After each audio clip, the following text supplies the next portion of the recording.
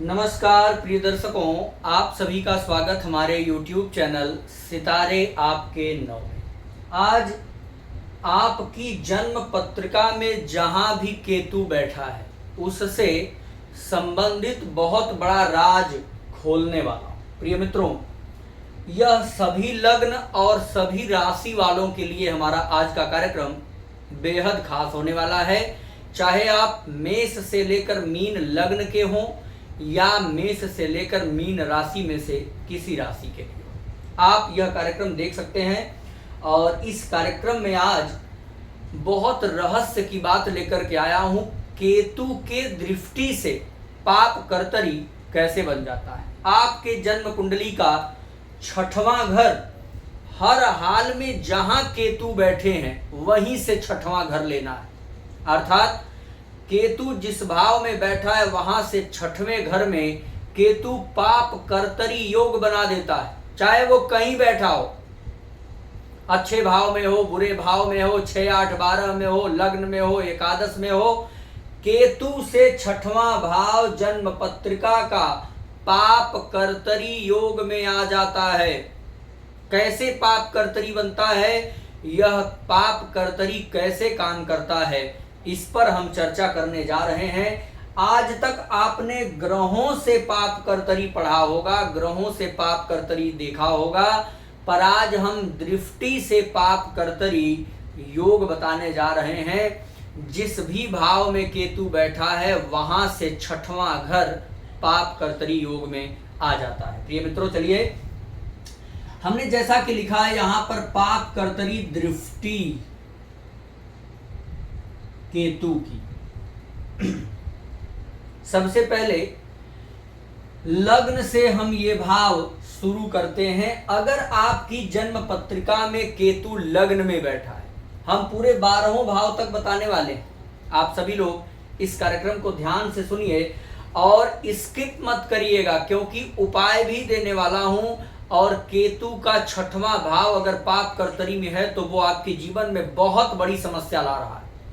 वही 6वां भाव जन्म कुंडली का ग्रोथ रोक रहा है, विवाह नहीं होने दे रहा, संतान में दिक्कत है, आपके फाइनेंस में दिक्कत है, करियर में आपके प्रमोशन नहीं होने देगा, आप अगर उन्नति चाहते हैं तो नहीं मिलेगा, या आप नौकरी में हैं तो ट्रांसफर नहीं होने देता। यही केतु से 6वां भाव। जन्म पत्रिका में केतु जिस भाव में बैठे हैं वहीं से 6वां भाव आ जाएगा पाप कर्तरी में। कैसे? आप कहेंगे अगर आगे पीछे कोई पाप ग्रह न बैठा हो तब भी? जी हाँ, बिल्कुल। अगर आगे पीछे शुभ ग्रह बैठे हैं तब भी पाप कर्तरी योग केतु बना देता है अकेले। कैसे? लग्न में अगर केतु बैठा होगा तो केतु की जो 5वीं दृष्टि है वो कहां जाएगी? इस भाव। केतु की 5वीं दृष्टि। केतु को एक दृष्टि और प्राप्त है, 7वीं दृष्टि। केतु की 7वीं दृष्टि कहां चली गई? यहां। ध्यान पूर्वक देखिए। अब लग्न में केतु बैठ करके एक पाप दृष्टि यहां पे लगा दिया 5वें भाव पे, एक दृष्टि लगा दिया 7वें भाव पे। अब बीच में कौन भाव बचा? 6वां भाव। अब ये जन्म पत्रिका का 6वां भाव पाप कर्तरी में आ गया। जैसे ही जन्म कुंडली का 6वां भाव पाप कर्तरी में आया तो इस भाव से रिलेटेड समस्या अब जातक के जीवन में आनी ही आनी है। क्या होगा? लग्न का केतु बैठा तो 6वें भाव में पाप कर्तरी योग बना दिया। कैसे? क्योंकि एक केतु की दृष्टि यहां पड़ गई, एक केतु की दृष्टि यहां पड़ गई, बीच में 6वां भाव कैद हो गया। केतु के दोनों तरफ दृष्टियों से बीच में जकड़ गया। प्रिय मित्रों, कर्ज बढ़ेगा, शत्रु बढ़ेंगे, फाइनेंस की दिक्कत आएगी, आपके जीवन में स्वास्थ्य की समस्या आएगी, बीमारी आपको परेशान करेगी।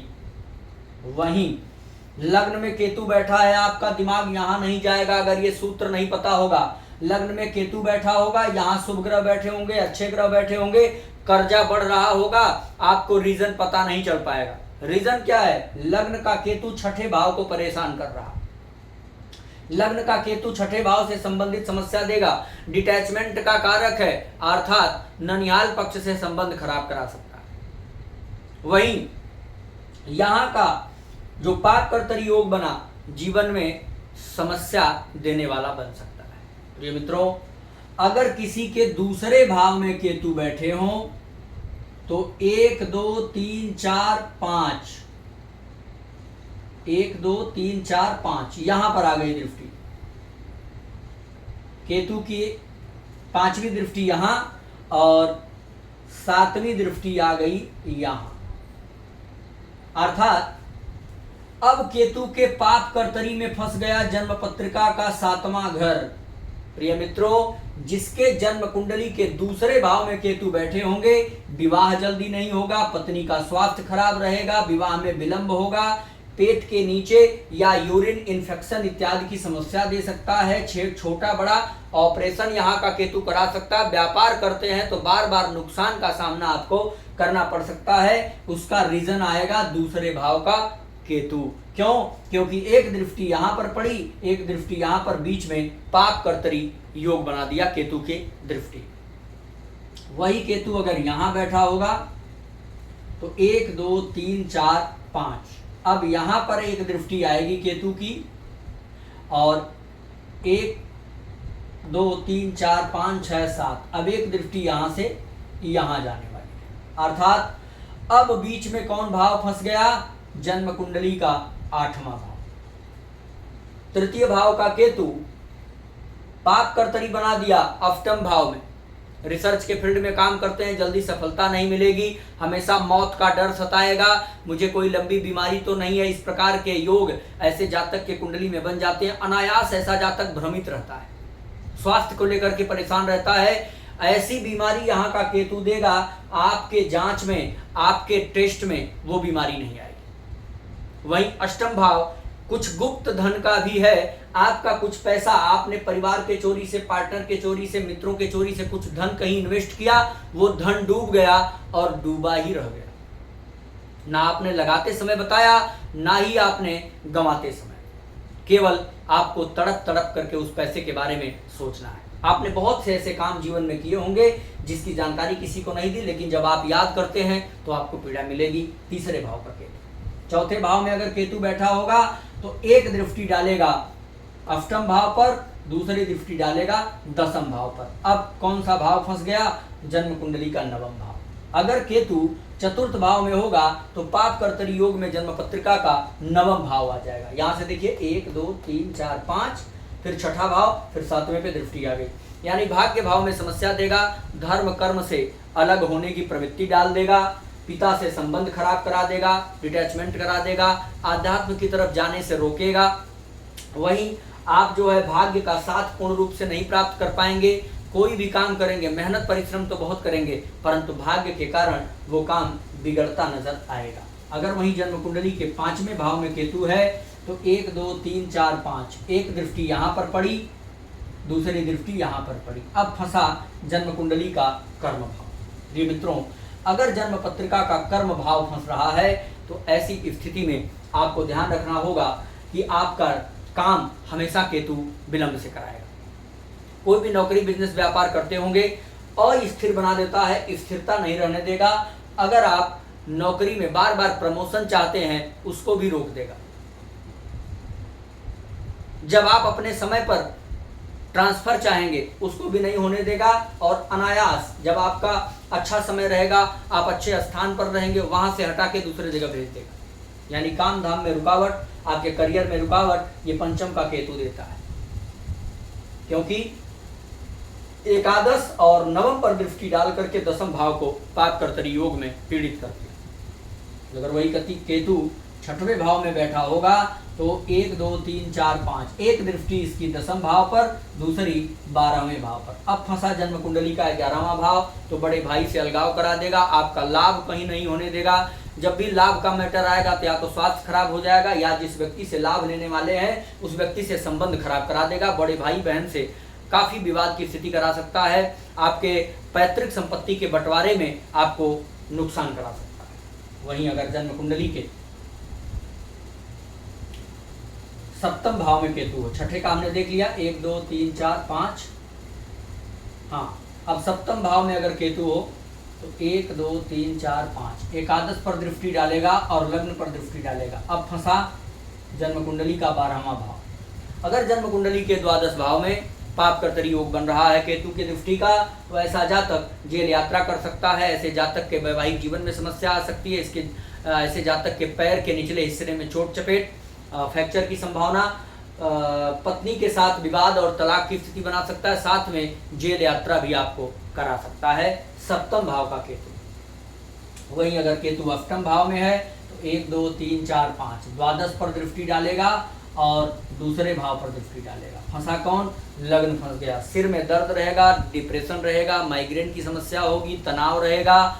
ऐसा केतु आपके बाल झड़ने की समस्या दे सकता, आंखों में रोशनी कम होगी, वहीं चेहरे पर झाइयाँ और झुर्री की स्थिति बना सकता है। अष्टम भाव का केतु मानसिक डिप्रेशन के कारण परिवार में विवाद की स्थिति भी पैदा कर सकता अगर वही केतु नवम भाव में बैठे। तो 1 2 3 4 5 एक दृष्टि लग्न पर डाला, एक दृष्टि तीसरे भाव पर। फंसा कौन? जन्म कुंडली का दूसरा भाव। पैसे की दिक्कत देगा, जमा किया हुआ धन, जमा किया हुआ फाइनेंस आपका अचानक से गायब करा देगा। आपके आंख, नाक, कान, मुंह के आसपास कोई लंबी बीमारी दे सकता है, ऑपरेशन करा सकता है दांत, आंख, कान, मसूड़े का। वहीं पड़ोसियों के साथ विवाद, पड़ोसियों के साथ अलगाव की स्थिति करा सकता है। आपके जो आसपास के लोग रहेंगे वो आपसे संबंध अच्छे नहीं रख पाएंगे। वहीं जन्म कुंडली के अगर दसम भाव में केतु बैठा तो 1 2 3 4 5 और दूसरी दृष्टि पड़ेगी चतुर्थ भाव पर। फंसा कौन? जन्म कुंडली का तृतीय भाव। छोटे भाई बहन से अलगाव करा देगा, आलस्य देगा, हाथ में गले में इन्फेक्शन इत्यादि या दर्द दे सकता है।